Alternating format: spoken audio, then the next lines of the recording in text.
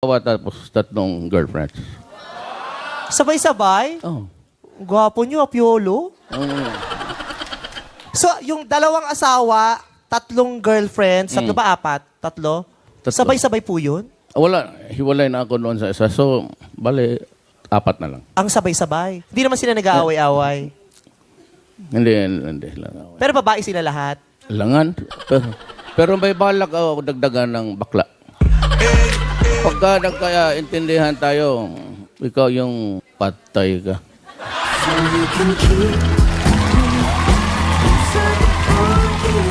Pero yung mga girlfriends nyo nga po hindi nag-aaway-away. Hindi diba? Alam nilang sabay-sabay nyo sila. Duda ko.